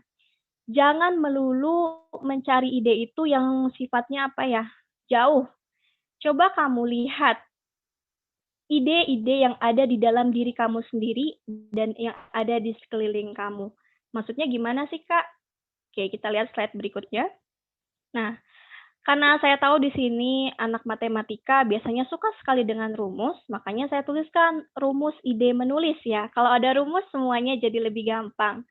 Sekarang coba ingat-ingat nih, apa sih yang kamu minati? Misalkan kamu meminati sepak bola. Itu menjadi suatu ide tuh. Oh, berarti saya harus membuat suatu tulisan, entah itu cerpen, entah itu novelet atau novel tentang sepak bola. Apalagi selain itu? Apalagi yang kamu minati? Ada yang suka K-pop, misalkan. Oh, saya suka K-pop. Bisa kamu jadikan sebagai suatu ide. Jadi intinya adalah lihat dulu dari dalam diri kamu sendiri apa yang kamu minati ya. Bisa jadi itu adalah ide yang paling bagus untuk kamu tulis. Berikutnya adalah apa yang kamu kuasai. Kamu seorang guru matematika, kamu menguasai ilmu matematika. Kamu bisa menulis tentang metode pembelajaran matematika, menulis tentang rumus-rumus cepat matematika, nggak masalah. Jadi tulislah apa yang kamu kuasai. Kemudian kalau kamu tidak tahu apa yang kamu minati, tidak tahu apa yang kamu kuasai, coba lihat apa yang pernah kamu alami. Biasanya, ya, penulis-penulis novel terkenal itu, ya, sebagian besar itu mereka menulis apa yang mereka alami sendiri, pengalaman nyata. Kenapa? Karena biasanya ketika kita menuliskan apa yang kita benar-benar kita alami, apa yang benar-benar kita rasakan, itu akan lebih mudah. Gitu. Akan lebih mudah ketimbang menuliskan hal-hal yang sifatnya jauh, tidak pernah kita ketahui. Kemudian berikutnya, apa yang kita ketahui? Nah, ini tadi nih. Kalau kita tidak tahu apa yang kita alami, maka kita cari apa yang kita ketahui. Misalkan pengalaman saya cuma kayak gitu aja, Kak, nggak ada yang menarik. Coba lihat sekeliling kamu. Siapa tahu ada pengalaman kakak kamu, pengalaman teman kamu, pengalaman siapa orang tua kamu yang bisa kamu jadikan sebagai sumber ide tulisan kamu. Seperti itu ya. Berikutnya, nah, ini salah satu kutipan terfavorit saya yang kedua, yaitu mulailah dengan menuliskan hal-hal yang kamu ketahui, tulislah tentang pengalaman dan perasaanmu sendiri. Jadi katanya, ini kata beliau ya, menulis yang paling mudah itu adalah menulis pengalaman dan perasaan kita sendiri. Itu yang paling mudah. Akan lebih natural tulisannya, akan lebih bagus penulisannya. Siapa yang bilang seperti ini? Yang bilang seperti ini adalah salah satu penulis novel favorit saya, yaitu J.K. Rowling. Ya, beliau adalah penulis novel seri Harry Potter yang sangat populer sekali di dunia. Seperti itu. Yang ketiga adalah buatlah premis cerita. Oke, premis cerita itu apa sih? Jadi premis cerita itu sebenarnya ringkasan cerita kamu dari awal sampai akhir dan dimampatkan, dijadikan ke dalam satu kalimat. Lah kok bisa gitu? Ringkas inti ceritamu dalam satu kalimat. Saya membuat contohnya di sini. Contoh premis. Jadi kalian sudah punya ide nih. Saya idenya misalkan tentang perjodohan. Wah, ini ide yang paling sering sekali diangkat ya untuk tema-tema novel masa kini. Premisnya itu adalah seorang perempuan miskin dijodohkan paksa dengan lelaki kaya berperangai kejam dan arogan. Namun akhirnya sifat lelaki itu berubah dan mereka saling mencintai dengan tulus. Oke, ini genrenya romance ya. Sad romance. Nah, di sini premis itu mencakup 3 hal, yaitu ada pemeran utamanya. Siapa yang mau kamu jadikan pemeran utama dalam cerita ini? Oh, seorang perempuan dan dia miskin. Kemudian konflik utamanya itu apa? Konflik utama ya, yang paling utama tentang perjodohan paksa misalkan. Dengan seorang lelaki yang sifatnya tidak baik. Kemudian endingnya bagaimana? Ternyata endingnya happy ending, bahagia. Lelaki itu sifatnya berubah dan mereka akhirnya hidup bahagia. Ini salah satu contoh premis. Kalian bisa membuat premis dari ide cerita kalian kurang lebih seperti ini. Yang penting mengandung pemeran utamanya siapa, kemudian konflik utamanya apa, dan yang terakhir endingnya itu kurang lebih bagaimana. Ya. Berikutnya, siapa tokoh ceritamu? Oke. Tokoh itu ibarat ruh yang akan menghidupkan seluruh cerita. Semakin kuat dan detail tokohmu, maka semakin hidup apa yang kamu tulis ya. Tidak bisa kita pungkiri bahwa tokoh cerita ini merupakan salah satu elemen yang sangat penting di dalam cerita. Apapun itu, baik cerpen, novelet, ataupun novel. Kenapa? karena sebagai ruh ya, berarti dialah yang menghidupkan jalan cerita. Artinya, sebelum kalian terjun menulis, ya, sebelum kalian membuat tulisan, kalian harus tentukan dulu siapa tokoh ceritanya. Kalau tadi tokoh ceritanya adalah seorang perempuan yang miskin, ceritakan secara detail. Berapa tinggi badannya? Apa hobinya? Apa warna matanya? Apa warna kulitnya? Penulis itu harus tahu semua tentang tokohnya, terutama tokoh-tokoh utama. Kalian harus cari tahu detailnya, bagaimana sifatnya, bagaimana masa lalunya. Itu kalian harus tulis detail seperti itu. Kenapa? Itu akan kalian jadikan sebagai acuan agar penokohan kalian itu lebih kuat. Kalau kalian tidak membuat karakter yang detail seperti itu, tokoh kalian bisa-bisa berubah sifat di tengah jalan, ya, dan itu sangat tidak disukai oleh pembaca. Jadi semakin kuat tokoh, ya, semakin kuat karakter tokoh yang kalian buat, maka akan semakin hidup pula ceritanya. Siapa sih yang nggak tahu tentang Harry Potter gitu? Karakter dia seperti apa sih? Pemberani, ya kan? Pemberani, kemudian apalagi? Rela berkorban, suka menolong. Karakter-karakter seperti itu yang harus kalian pertahankan dari awal sampai akhir. Jangan sampai di bab 1 atau di chapter 1 dia adalah seseorang yang pemalu. Kemudian ternyata di chapter berikutnya dia berubah menjadi seorang yang sangat terbuka, agresif, ceria. Itu kan berarti penokohan karakter kalian itu masih kurang kuat. Jadi tentukan dulu tokoh ceritanya. Kemudian berikutnya susun outline. Nah, ini merupakan bagian terpenting nih. Ibarat kerangka dalam sebuah tubuh, outline lah yang akan menopang jalan ceritamu dari awal sampai akhir. Ya. Sorry. Apakah suara saya masih terdengar? Masih, Kak. Masih ya? Oke. Soalnya tadi kayak ada suara gitu. Oke. Yang kelima adalah susun outline. Nah, ibarat kerangka dalam sebuah tubuh, outline itu yang akan menopang jalan ceritamu dari awal sampai akhir. Outline itu yang kayak gimana sih? Jadi outline itu adalah kerangka atau adegan-adegan yang ingin kalian sisipkan dalam satu chapter atau dalam satu bab. Misalkan pada bagian bab 1. Bab 1 itu kalian ingin adegan-adegan yang terjadi di sana itu apa aja. Kalian tulis dengan bahasa kalian sendiri dulu. Nantinya kerangka tadi itu akan kalian jabarkan, akan kalian perluas lagi menjadi sebuah alur seperti itu. Jadi tulis dulu kerangkanya dari bab 1 sampai dengan bab terakhir. Kenapa? Karena gini, biasanya penulis itu sering sekali mengalami kebuntuan, ya. Mengalami kebuntuan di tengah jalan. Lupa dengan alur ceritanya, kok bisa gitu. Ini saya sendiri merasakan, jadi yang namanya nulis itu kan kegiatan yang bisa dibilang sampingan lah ya. Kita punya kegiatan-kegiatan lain dalam kehidupan kita sehari-hari. Dan biasanya ketika kita meninggalkan tulisan kita, keluarlah ide-ide yang sudah ada tadi. Ketika kita ingin menulis lagi, membuka laptop, kita bingung apa yang mau kita tulis. Kemarin ceritanya sampai mana ya? Gitu. Jadi usahakan agar alurnya tetap utuh dan menarik. Susun dulu dari awal sampai akhir. Jadi jangan terburu-buru menulis cerita atau prolog. Susun dulu dari awal sampai akhir kerangkanya. Nanti kalian kembangkan masing-masing bab. Seperti itu. Ini sebagai pegangan kalian juga. Suatu waktu kalian punya kegiatan mendadak, tidak bisa menulis, tidak bisa megang laptop, misalkan sampai 1 bulan. Nah, ternyata ketika kalian buka, sudah ada kerangkanya. Kalian tinggal melanjutkan. Gitu. Berikutnya, ini saya kasih contoh outline. Ini untuk bagian prolog ya. Prolog sebuah novel. Ini outline tuh biasanya singkat. Dengan bahasa kita sendiri aja. Intinya di bagian prolog ini tuh adegannya tentang apa sih gitu. Rainy ditemukan tewas di dalam gedung apartemen miliknya. Dalam keadaan tangan terikat dan pintu terkunci dari dalam. Tim penyidik kepolisian sedang menelusuri bukti-bukti fisik di TKP. Nah, dalam kurung ya, berarti kan apa yang terjadi? Dari seberang apartemen itu, seorang pria mengamati lewat teropong dan tersenyum mengerikan. Jadi, intinya, bagian ini harus ada di dalam prolog kalian. Nanti kalian jabarkan lagi ceritanya. Misalkan, adegannya ada 2 orang polisi, kemudian sampai di suatu gedung apartemen, bertemu dengan pihak satpam dan segala macamnya. Itu kan bagian-bagian penjelasnya. Tapi bagian inti utamanya adalah tentang penemuan mayat ini. Seperti itu. Kurang lebih contoh outline.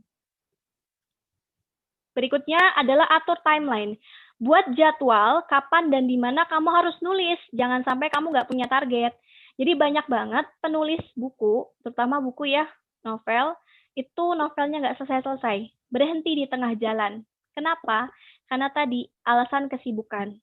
Banyak waktu yang tidak banyak sekali waktu kalian yang terpakai untuk hal-hal yang jauh lebih krusial, jauh lebih penting, sehingga menulis ini terlupakan. Jadi usahakan ketika kalian emang serius menulis ya, ingin membuat sebuah buku, membuat sebuah novel, atur waktu, jadwal. Misalkan saya harus nulis di malam hari, di hari Sabtu. Berarti setiap hari Sabtu malam, kalian harus menulis. Sesuaikan dengan jadwal kalian. Ada orang yang lebih suka menulis ketika malam hari karena suasananya lebih hening. Kalau saya jujur tipikal yang lebih sering menulis itu saat malam. Karena paginya itu biasanya saya ada aktivitas ngajar. Jadi malamnya biasanya saya nulis. Ada juga orang yang justru menyukai nulis itu ketika waktu subuh misalkan. Atau ketika pagi-pagi. Atau ketika siang. Nah itu tergantung mood kalian. Terserah. Silakan atur jadwal kalian masing-masing. Kemudian yang ketujuh, ini bagian terpenting ya. No edit. Jangan ngedit dulu. Fokus aja nulis. Terutama untuk menulis novel. Kenapa? Karena penyakit rata-rata penulis pemula itu satu, berhenti di tengah jalan cerita. Untung nggak ketabrak ya. Berhenti di tengah jalan. Kok bisa berhenti di tengah jalan? Karena merasa nggak pede. Nggak pede dengan tulisannya. Kalian buat nih, misalkan ngetik satu bab. Kemudian kalian baca ulang. Kok kayaknya kalimatnya nggak bagus ya? Aduh, masih banyak yang salah nih. Akhirnya kalian cenderung terfokus pada bab itu saja. Kayaknya aku nggak bakat deh nulis. Udahlah, males, nggak dilanjutin idenya. Kayaknya idenya nggak bagus deh. Gitu. Itu seringkali muncul ke dalam pikiran penulis biasanya.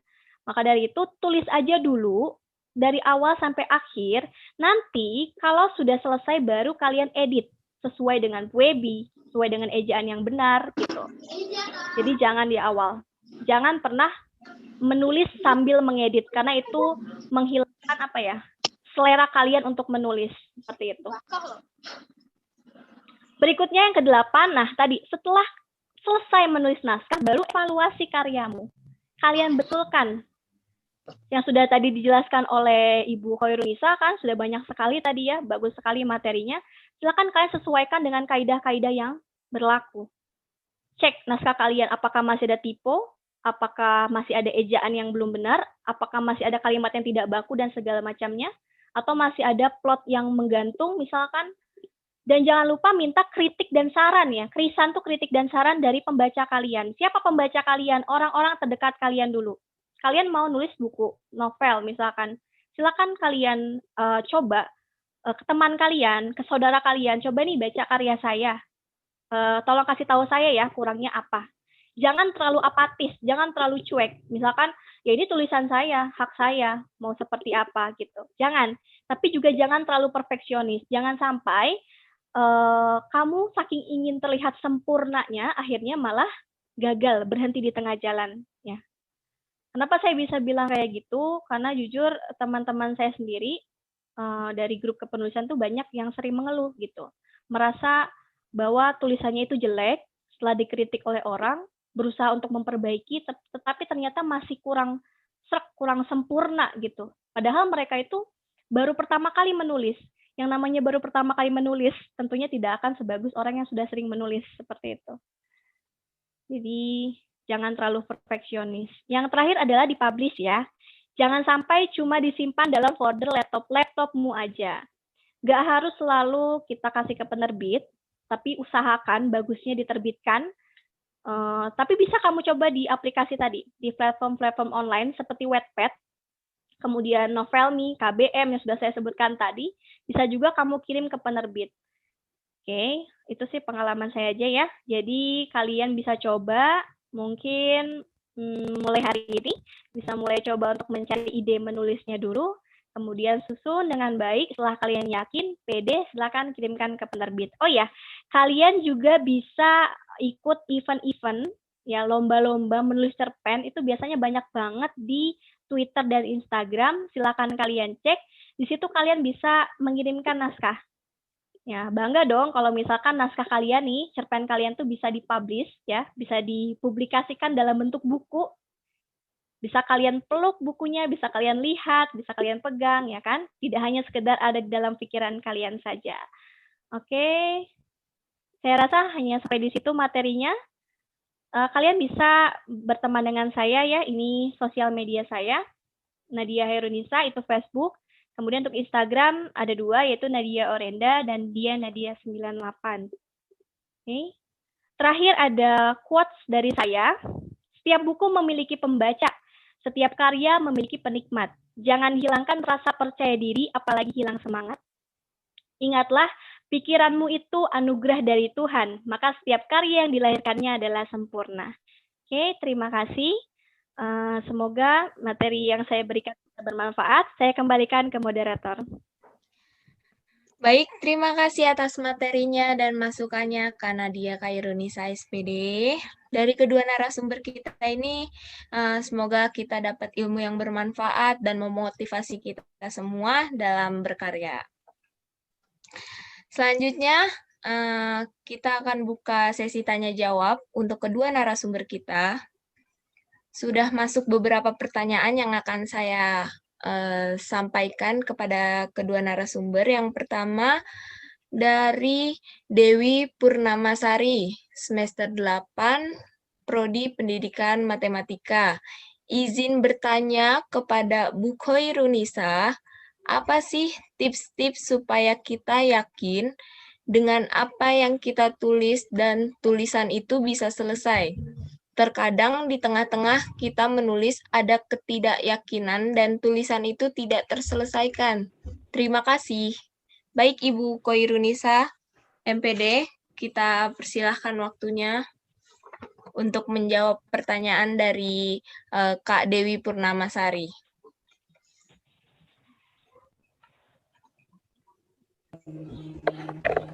Halo Kak Dewi. Baik, tipsnya ya Kak Dewi. Oke, tadi sudah disampaikan sebenarnya oleh Kak Nadia, sudah disinggung bahwa dalam menulis itu ada niat.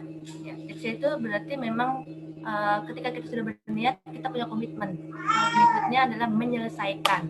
Ketika kita sudah gabung dalam suatu grup kepenulisan atau kita akan ikut audisi segala macamnya, nah itu kita harus lihat deadline-nya. Ya, pastikan dalam menulis itu harus selesai.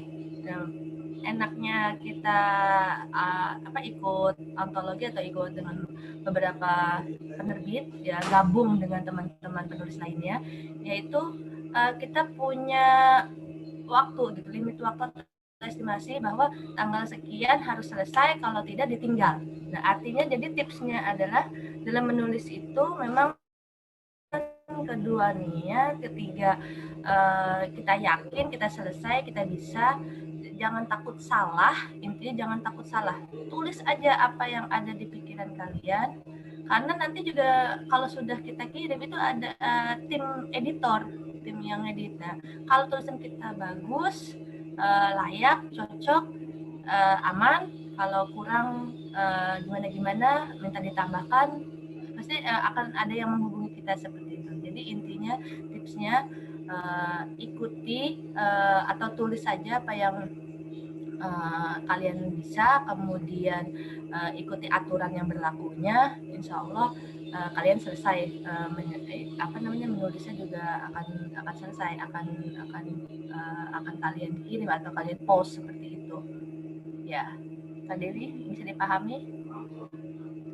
Baik, terima kasih atas jawabannya Ibu Khairunisa. Selanjutnya pertanyaan dari Muhammad Syahrul Akbar, mahasiswa semester 8, Prodi Pendidikan Matematika. Izin bertanya, terkadang ketika kita ingin menulis, muncul keraguan kata atau kalimat pertama apa yang akan kita tulis.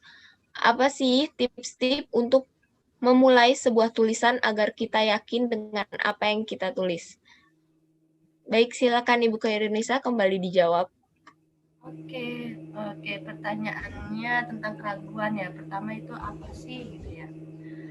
Oke, dalam menulis yang baiknya kalau ucluk kita langsung nulis memang kayaknya agak sulit ya, tapi usahakan kalian cari referensi ya, dari referensi terlebih dahulu. Kalian sempatkan membaca karya orang lain, kemudian nah itu bisa kalian adaptasi dan ATM lah ya intinya. Bisa kalian mulai seperti itu dulu ya, bisa kalian mulai seperti itu dulu. Jadi intinya setelah kalian baca mungkin karya orang lain, oh ternyata sederhana ya, tapi dia selesai ya menulisnya, bagus ya hingga terbit segala macam. Insya Allah keraguan dalam diri kalian itu akan hilang, akan musnah ya, seperti itu. Yang penting tadi itu ide kreatif kalian jangan sampai lost gitu, jangan sampai hilang. Maka dari itu kerangka penulisan itu memang harus ada outline-nya. Pertama saya harus buat seperti ini. Kalau ingin membentuk suatu tokoh, tokohnya harus punya karakter yang demikian seperti itu. Ya, atau awalnya memang harus rajin membaca. Kalau menurut saya gitu. Menurut saya secara pribadi memang harus rajin membaca karya orang lain. Nah, kemudian kita punya passion, kan rata-rata dari masing-masing orang punya passion tersendiri. Ada yang suka nulisnya bahagia, nulis yang mungkin sedih-sedih, nulis imajinasi kalian dimainkan lah saat ketika menulis. Jadi menghilangkan semua keraguan yang ada. Dan bahasa keraguan itu berarti ketika kita sudah mulai menulis, ya memang harus dihilangkan satu-satu seperti itu. Oke? Untuk penanya pahami? Oke, baik. Terima kasih atas jawaban. Dari Kak Nadia. Mohon maaf Kak Nadia, itu suaranya belum on ya, belum on mic. Oke, maaf.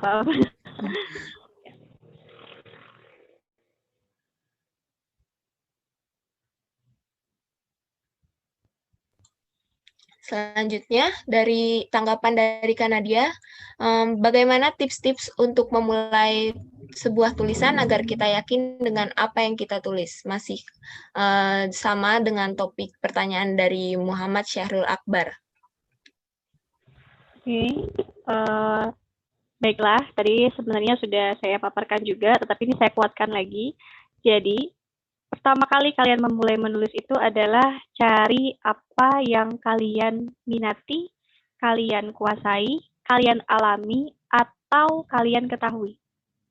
Kalau misalkan kalian suka tentang sepak bola, seperti yang saya bilang tadi, maka buatlah cerita tentang seorang pesepak bola. Kenapa? Kalian akan lebih yakin ketika menulis itu, karena kalian tahu, kalian paham, gitu. Kalau misalkan kalian seorang guru, kalian boleh menulis cerita dengan tokoh utamanya itu seorang guru. Kalian akan lebih mendalami karakter itu, sehingga lebih mudah dalam menuliskannya. Atau ketika kalian sedang sedih, kalian boleh menulis cerita yang bertema sedih. Silakan, tentang tragedi atau apapun itu. Jadi, lihat rumus ide menulis tadi yang ada 4, apa yang kalian minati, apa yang kalian kuasai, apa yang kalian ketahui, dan apa yang kalian alami. Seperti itu. Baik, terima kasih atas tanggapan dari Kak Nadia, Kak Irunisa. Selanjutnya ini ada pertanyaan dari Pak Andi Ahmad, nih, selaku dosen STKIP Kusuma Negara. Beliau memiliki asumsi bahwa setiap hari mayoritas pasti membuat status di medsos, baik itu yang introvert atau extrovert. Artinya, setiap manusia mempunyai ide dalam kesehariannya. Bahkan ada yang membuat status dalam beberapa menit, kecuali jalan. Pertanyaan saya adalah, apakah dengan intensitas membuat status dalam medsos adalah salah satu indikator ia adalah penulis yang hebat tapi salah jalur? Bagaimana tanggapan Kak Nadia untuk pertanyaan dari Pak Andi? Silakan. Oke, sebelumnya terima kasih Pak Andi sudah bertanya kepada saya. Kebetulan beliau ini adalah dosen pembimbing skripsi saya waktu itu ya, bersama dengan Ibu Nurina. Oke, saya coba jawab. Jadi waktu itu saya pernah satu artikel psikologi juga. Di situ mengatakan bahwa sebenarnya semua manusia itu punya bakat menulis. Tidak terkecuali, semua orang itu punya bakat menulis. Hanya saja menulis apa di sini gitu. Makanya tadi baik orang yang introvert, ekstrovert sekalipun, mereka sangat suka sekali menulis status. Itu salah satu kebutuhan dalam diri kita bahwa kita itu selalu ingin menulis apa yang kita rasakan, apa yang kita pikirkan. Maka dari itu kalau disebut sebagai suatu ciri atau tanda, maka menurut saya iya, bisa jadi. Semua orang memiliki bakat untuk menulis. Hanya saja menulisnya itu di mana. Mungkin yang tadinya biasanya nulisnya di sosmed, lebih baik kalian tulis ke dalam bentuk cerpen atau dalam bentuk novel. Itu akan menjadi sesuatu yang lebih bermanfaat seperti itu. Baik, terima kasih atas tanggapannya Kak Nadia. Untuk pertanyaannya dari Pak Andi Ahmad. Sudah ya Pak, sudah dijawab. Ya. Selanjutnya, pertanyaan berikutnya dari Pak Ade Irawan, semester 10. Seperti yang tadi Kak Nadia jelaskan, bahwa biasanya penulis pemula itu biasanya tidak pede dengan apa yang ia tulis. Contohnya sudah disebutkan juga tadi. Yang ingin ditanyakan, bagaimana cara menumbuhkan rasa percaya diri kita di dalam menulis? Bagaimana pula menumbuhkan semangat untuk melanjutkan tulisan yang tertunda? Terima kasih. Silakan Kak Nadia untuk menjawab pertanyaan dari Kak Syahrul. Kak Ade Irawan, sorry. Kak Ade. Oke, terima kasih Kak Ade sudah bertanya. Jadi saya jawab ini berdasarkan pengalaman saya dan teman-teman saya dalam satu grup kepenulisan. Tidak dipungkiri bahwa ketika kita menulis, salah satu motivasinya itu adalah feedback dari pembaca. Itu nggak bohong, gitu. Makanya, penulis biasanya menaruh tulisannya sebelum mereka terbitkan, itu ditaruh dulu di aplikasi, seperti Wattpad dan novel ini tadi. Tujuannya apa? Ada istilah namanya cek ombak. Jadi kita bisa tahu kira-kira feedback dari pembaca tuh kayak gimana sih? Kira-kira respon orang ketika membaca tulisan kita itu kayak gimana sih? Makanya kan di aplikasi-aplikasi seperti itu biasanya ada beberapa part ya, chapter. Jadi orang baca dulu prolognya, baca dulu chapter satunya. Nah nanti terlihat tuh ada berapa orang sih yang tertarik untuk membaca, ada beberapa orang yang memberikan vote, istilahnya kayak like lah gitu. Ada beberapa orang sih yang tertarik, bagaimana sih respon mereka, apakah ternyata di bagian komentar, maaf Kak, misalkan sepertinya alurnya kurang menarik, coba ditambahkan lagi.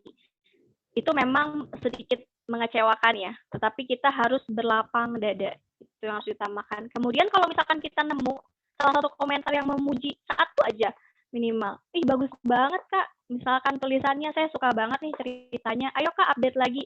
Itu menjadi salah satu motivasi kita dan salah satu cara untuk meningkatkan rasa percaya diri kita ketika menulis gitu. Beda rasanya ketika kita menulis hanya mengetik saja di laptop, kita nggak tahu tanggapan orang. Sehingga muncul pikiran-pikiran negatif di dalam diri kita, jangan-jangan tulisan saya nggak bagus ya, jangan-jangan orang nanti nggak ada yang mau baca ya, misalkan gitu. Jadi lebih baik saran saya sejak awal lebih baik di-share aja, di-publish aja. Siapa tahu kalian mendapatkan feedback yang positif. Ingat, setiap tulisan, setiap buku itu pasti memiliki pembaca. Gitu. Jadi optimis. Baik, itu saja tanggapan dari Kak Nadia ya. Makasih Kak Nadia atas jawabannya untuk dari Kak Ade. Selanjutnya ini pertanyaan terakhir dari Muhammad Lutfi Alfariski, semester 8.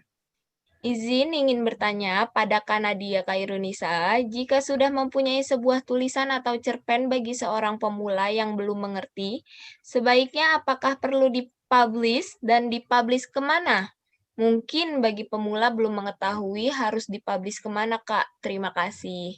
Baik, tadi sepertinya sudah dijelaskan. Boleh Kak Nadia jelaskan kembali untuk... Ya.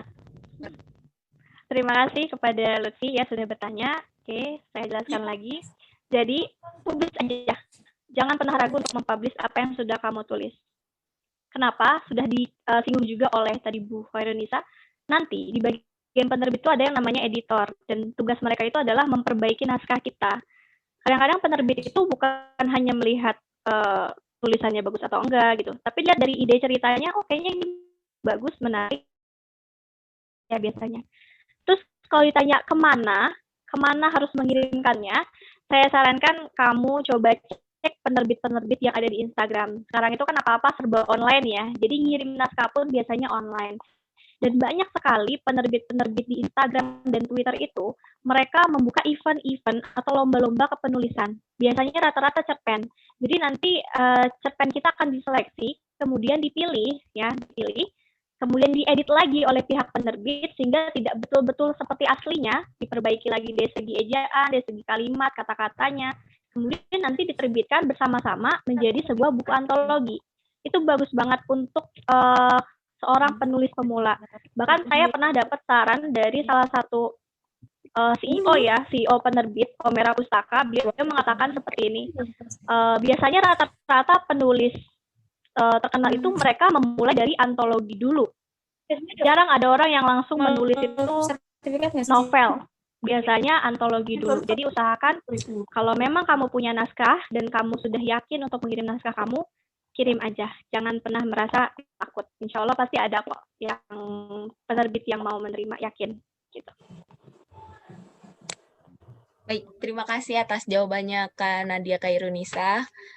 Mungkin sudah jelas untuk jawabannya ya Kak Lutfi Alfariski. Itu pertanyaan terakhir dari Kak Lutfi. Sesi tanya jawab kami tutup. Selanjutnya yang kita tunggu-tunggu yaitu pembagian hadiah dari masing-masing narasumber kita pada hari ini. Dipersilakan kepada Ibu Khairunisa MPD terlebih dahulu kepada siapa beliau memberikan bukunya, lalu dilanjut oleh Kak Nadia Khairunisa SPD. Dipersilakan Ibu. Terima kasih. Oke, yang ini ya, yang aktif apa yang bagaimana nih? Mungkin bisa random atau dari pertanyaan-pertanyaan yang sudah masuk, mungkin bisa ya Bu. Oh gitu ya. Tadi penanya itu ada Dewi ya, ada Syahrul, terus siapa lagi? Pak Ade ya. Iya. Apa penanya? Kak Dewi, Kak Syahrul, Pak Andi termasuk kan nih Bu? Kak Ade, dan terakhir Kak Lutfi. Dosen dikasih. Oke. Kalau dosen dikasih ya, saya berikan kepada Pak Andi. Ya, boleh tidak? Apa khusus mahasiswi? Pak Ari, bagaimana Pak Ari? Mahasiswanya aja Ibu. Oh, mahasiswa. Pak Andi nanti saya kasih. Oh, khusus ya dari prodi ya. Oke, saya berikan kepada Kak Dewi ya dan Pak Ade ya. Terima kasih sudah bertanya dan aktif. Baik, Kak Dewi dan Kak Ade Irawan nanti akan mendapatkan buku dari Ibu Khairunisa. Selanjutnya Kak Nadia Khairunisa, silakan mau diberikan kepada siapa bukunya Kak? Oke, tadi kan sudah yang pertama itu yang dapat tadi Dewi dan Ade ya. Saya memilih yang dari yang bertanya saja. Saya memilih Syahrul dan Lutfi. Oke, ya. Terima kasih. Baik, sebagai penerima door prize. Iya. Terima kasih Kak Nadia atas hadiah bukunya. Ya. Jadi untuk yang bertanya nanti akan mendapatkan buku masing-masing satu buku dari Ibu Khairunisa dan Kak Nadia Khairunisa. Demikian sudah webinar kita pada hari ini. Yang bisa kita ambil dari isi materi tadi adalah menulislah saat kalian memiliki ide, karena menulis adalah keterampilan yang sulit. Dengan sering menulis dan membaca akan menambah wawasan dan kosakata untuk menulis selanjutnya. Menulis itu juga baik untuk kesehatan mental seperti yang tadi dijelaskan oleh Kak Nadia. Dengan menulis itu kita tidak hanya mendapat wawasan tetapi juga relasi dan pertemanan dan masih banyak lagi. Sebelum menutup kegiatan webinar kita hari ini, mari kita mengucapkan hamdalah bersama-sama atas kelancaran kita pada hari ini. Alhamdulillahirabbil alamin. Alhamdulillahirabbil alamin. Alamin. Kurang lebihnya mohon maaf. Wassalamualaikum warahmatullahi wabarakatuh. Sebelum itu, Waalaikumsalam warahmatullahi diadakan sesi foto ya Kak, Bu, bersama-sama. Semua peserta webinar diharapkan menyalakan kameranya. Bapak yang mandu ya, Alis, nanti biar Baik Pak, Bapak yang ngasih. silakan Pak. Kita foto di slide pertama dulu, ada 3 slide. Slide pertama dulu. Kita hitung Tahan dulu, dari Pak Ari. 1 sampai 3 ya. Tahan dulu, Pak. Sesi pertama, panel pertama. Ini yang belum kelihatan, Morris, Ramandanti, Erwanda, sama Liana. Mau Lagi beli dimunculin? somai, Pak. Lagi beli somai. Pak Andi pakai masker. Protokol kesehatan, Bu. Saya ngerinya muncrat ke saya, Bu.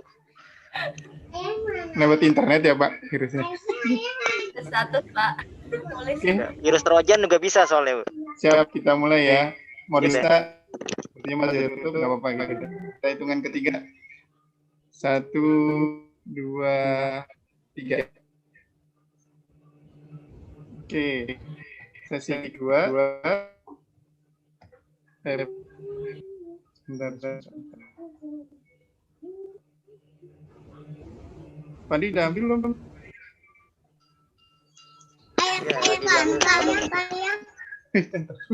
Ya, yang satu berikutnya, yang kedua.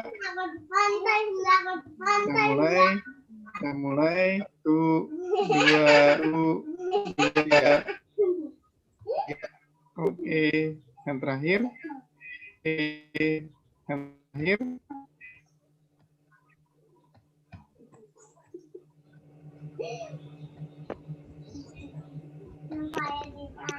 Yang terakhir. Pak Wahyu nggak mau muncul nih Pak Wahyu. Yang terakhir. Pak Wahyu nggak mau muncul nih Pak Wahyu. Oke, kita mulai 1, 2, 3. Selesai. Terima kasih. Moderator saya kembalikan ke moderator. Baik, terima kasih Pak Ari atas sesi fotonya. Nanti akan dikirim tidak Pak? Nanti saya bagikan di grup. Oke, baik. Kami tutup acaranya. Terima kasih atas webinar hari ini. Semoga sehat selalu untuk para Bapak Ibu dosen dan peserta hari ini, peserta webinar hari ini. Terima kasih. Wassalamualaikum warahmatullahi wabarakatuh. Waalaikumsalam. Waalaikumsalam. Ada sesi tambahan? Dari Bu Ani? Terima kasih Bu Ani, Pak Aki. Sama-sama, terima kasih untuk Terima kasih Bu kenalan Kairunisa, Kak Nadia. Ya, terima kasih untuk Pak Ari, semuanya. Pak Andi. Terima kasih Bapak, Ibu dosen. Alis, untuk yang dapat buku suruh japri ke Bapak. Alis, untuk yang dapat buku suruh japri.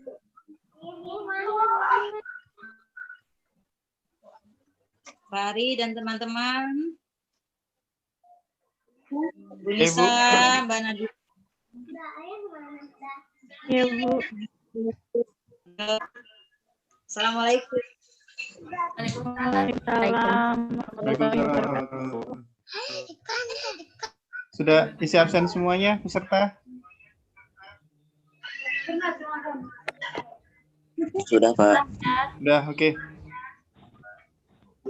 Ntar yang dapat Ade, Lutfi, siapa lagi tadi? Ya Pak.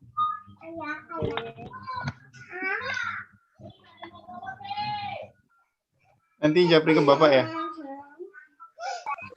Oke, sebelum Bapak tutup, ada yang mau disampaikan? Belum ngisi absen, Pak.